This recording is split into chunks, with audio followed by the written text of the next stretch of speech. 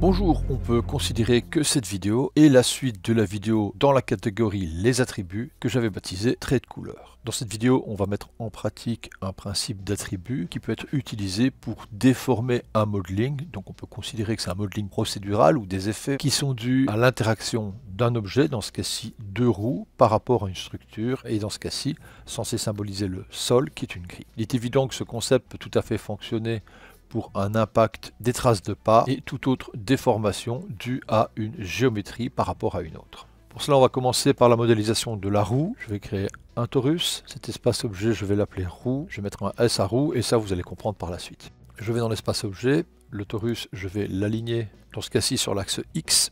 Je vais modéliser rapidement le relief des roues. Donc pour ça, je vais sélectionner la suite des segments avec un double clic. Bouton droite, convert la sélection en primitive. Je laisse le pointeur dans la vue et je vais mettre un poly extrude. Le poly extrude va travailler sur des éléments individuels et on va tout simplement insérer pour obtenir une petite base. Dans ce cas-ci, je vais cocher Transform Extrude Front. J'ai le scale sur X, Y, Z. Je vais prendre le scale sur Y, réduire l'échelle et refaire un poly extrude sur cette base en faisant ici dans la vue Q pour réobtenir un second poly extrude. Et je choisis une distance. Cette distance va donner le relief des roues. Voici le relief des roues qui est finalisé et cela suffira pour notre exemple. Passons maintenant au sol, quittons le sous-objet roue et je vais créer une simple grille. Je vais dans l'espace objet de la grille, je vais agrandir cette grille, augmenter la subdivision. Maintenant que le référent sol est fait, je remonte au niveau objet. Cette grille, je vais l'appeler sol. Cette roue, maintenant, je vais dans son espace objet, modifier sa position avec un nœud de transform qui va me permettre aussi d'animer la roue. Donc, placer cette roue de telle manière à ce qu'elle rencontre la surface gris.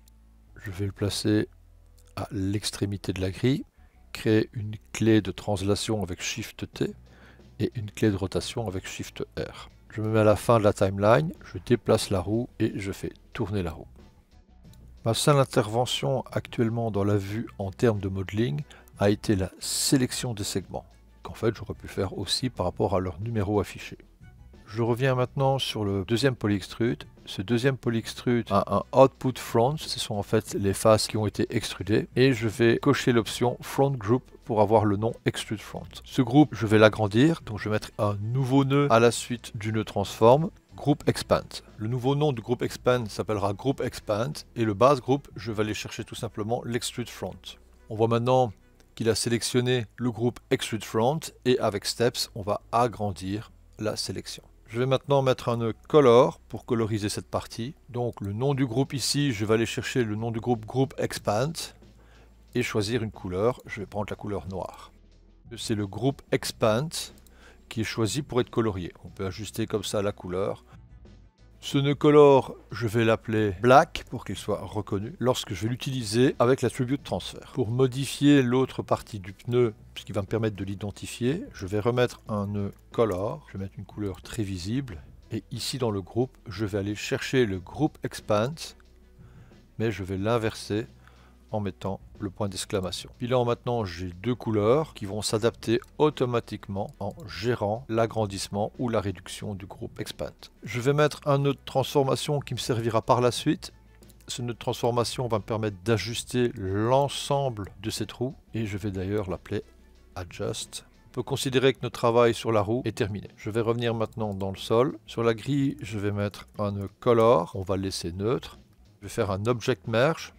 Je vais aller chercher l'espace objet roue, mais je vais m'arrêter au niveau black. Ne pas oublier pour les paramètres de transform de faire into this object pour qu'il prenne en compte l'animation. Maintenant je vais mettre un attribute transfer. Je vais prendre le color de la plaque comme première entrée et l'objet merge comme seconde entrée. Je coche attribute transfer. Remarquons que toute la surface maintenant devient noire en prenant la couleur black. Nous savons aussi que dans contribution, nous allons réduire la distance avec le distance threshold. Vous pouvez éventuellement agrandir ou non cette distance avec les options blend, mais nous verrons que dans ce cas-ci, je vais utiliser une autre technique. La couleur est noire, c'est pour ça que je l'ai appelé black, et ça va être très intéressant parce que maintenant, je vais sélectionner les points par rapport à cette couleur qui est noire. Autrement dit, les composants RGB sont forcément inférieure à 1 et se rapproche très fortement de la valeur 0 qui donne le noir. Pour cela, je vais mettre un groupe expression. Le nom du groupe, il va s'appeler groupe 1 et l'expression va être rien d'autre que l'attribute color, donc CD. Je vais prendre la valeur, la première des valeurs colorimétriques, c'est-à-dire rouge, et je vais demander que ce sera le rouge qui va être inférieur à 1. Les groupes vont être des points, et nous voyons maintenant que nous avons ici tout ce qui est inférieur à 1. Donc autrement dit, comme le sol était blanc, nous allons sélectionner le noir. Vous pouvez jouer sur les différentes tolérances en mettant inférieur à 0.3. Vous allez réduire l'extension des points et vous rapprocher de plus en plus des zones noires. Je vais tout simplement le mettre inférieur à 0.5 pour faire une moyenne. Je vais faire un soft transformation. Le soft transformation va agir sur le groupe 1. Vous avez ici le soft radius. Vous ajustez le soft radius. Voilà pourquoi je vous avais dit que dans l'attribute transfert, le blend ici est en fait contrebalancé par la valeur du soft radius et on va donner une distance de déformation par rapport à Y pour déformer le sol. Déformation maintenant étant faite, on retourne dans l'espace objet roue et je reviens sur Transform Adjust et je vais descendre légèrement pour correspondre à la déformation du sol. Étant donné que le color qui est ici et l'adjust sont après le black, ça n'a aucune influence si je retourne dans sol sur les informations qui sont utilisées dans l'objet merge. On modélise donc la surface sol par rapport à l'empreinte de la roue. Alors nous savons qu'on peut utiliser un solver pour laisser une trace par rapport au nombre de frames, c'est-à-dire par rapport à l'animation. Au niveau attribute transfer, je vais faire le nœud solver qui est un nœud dynamique. Ce nœud solver, la première entrée va prendre le color blanc, la seconde entrée va prendre l'objet merge et le groupe expression va aller chercher le solver. L'attribute transfert, je le sélectionne et je vais le mettre dans la solution de dynamique. Je vais faire CTRL X. Je viens dans la solution de dynamique solver et je fais CTRL V. L'attribute transfert, je vais l'activer, connecter la première entrée au prev frame et la seconde entrée à l'input 2 qui prend l'objet merge. On quitte le solver. Le dernier nœud, c'est toujours le soft transform. Et maintenant, si je fais play, on voit la trace qui reste.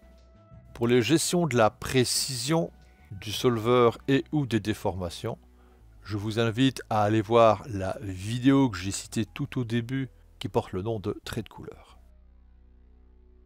Je me remets sur le premier frame de la timeline. Je vais réutiliser maintenant un groupe expand. Comme j'avais utilisé dans l'espace objet roue, je connecte, j'affiche. Je vais aller chercher le groupe géré par le groupe expression, donc dans groupe base. Le nouveau nom sera groupe expand. Je vais l'appeler prime pour primitive, c'est-à-dire pour face, alors qu'on voit bien que c'est des points. Je vais l'agrandir. Et maintenant, je vais mettre une déformation avec mountain. La déformation mountain va prendre uniquement le groupe prime. On va ajuster un petit peu la déformation. À vous de choisir le type de déformation que vous désirez.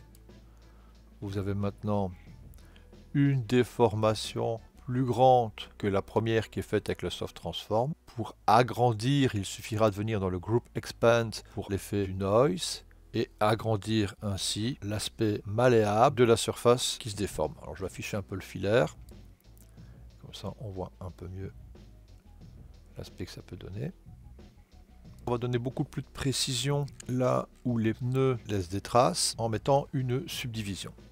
Mais une subdivision uniquement à cet endroit. Donc si je mets un subdivide, que je le connecte et que j'affiche, on remarque que la subdivision se fait partout, mais pas uniquement sur les pneus. Si je veux chercher les groupes, nous n'avons aucun groupe reconnu car la subdivision agit sur les primitives et non pas sur les points. Je vais mettre ici un group promote qui va permettre d'aller chercher un groupe de points que l'on va convertir en primitive. Le groupe expand ici, je l'avais appelé prime, c'est donc lui que je vais aller chercher, donc c'est celui-ci qui agrandit légèrement. Toute cette zone va être comme ça subdivisée et uniquement cette zone. Néanmoins, c'était des points que j'avais baptisé le nom du groupe prime. C'est dans le groupe promote qu'on va aller chercher groupe prime et je vais donner ici un nouveau nom. On va l'appeler subdiv et dans subdivide, le groupe subdiv est maintenant reconnu.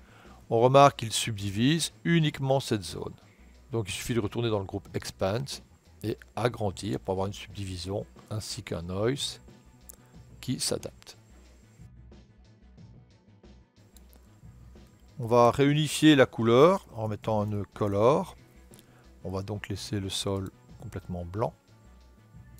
Alors ici je vais vous montrer un petit tips, c'est de mettre une fusion de points avec Fuse.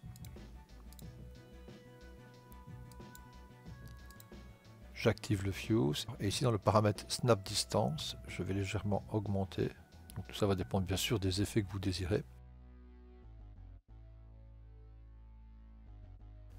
Et nous allons aller dans l'espace objet roue qui porte un S avant la couleur black. Je vais mettre ici un copy et transform. Donc tab, copy, transform. Il y a deux éléments et sur X je vais déplacer le deuxième élément. Donc voici pour les deux roues, on regarde ce que ça donne.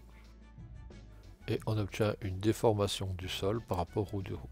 Voilà, vous gérez maintenant vos menus ainsi que tous les autres paramètres, la création de boutons pour avoir une déformation. Et chaque bouton peut donc modifier la structure de votre modeling. Tout ça est donc paramétrable. À bientôt!